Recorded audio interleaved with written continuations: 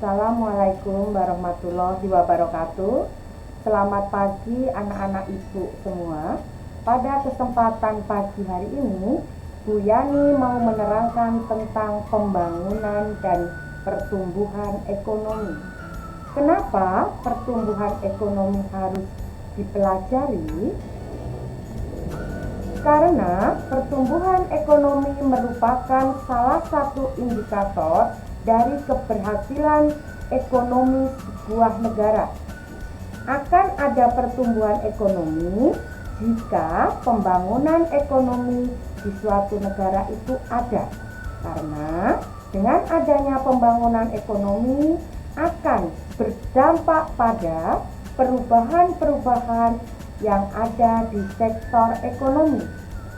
Pertumbuhan ekonomi ditandai dengan 4 hal, yaitu yang pertama, naiknya produk nasional, yang kedua, naiknya pendapatan nasional, dan yang terakhir, tingginya pendapatan per kapita.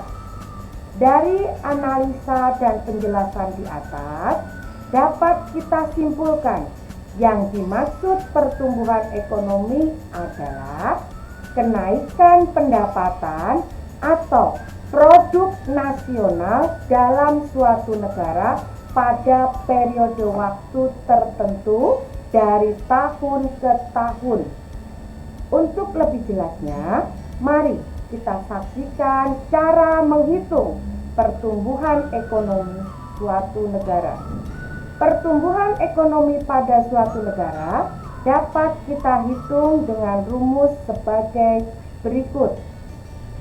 Pendapatan domestik bruto tahun yang dihitung kita kurangi dengan pendapatan domestik bruto 1 tahun sebelumnya dibagi produk domestik bruto tahun sebelumnya atau tahun kemarin dikali 100%. Jadi kalau kita mau menghitung pertumbuhan ekonomi tahun 2022, kita harus tahu berapa besarnya produk domestik bruto tahun kemarin. Berarti tahun 2021. Setelah tahu, kita kurangkan dengan produk domestik bruto tahun ini. Hasilnya kita bagi dengan produk domestik bruto tahun kemarin. Setelah ketemu, baru kita kali 100%.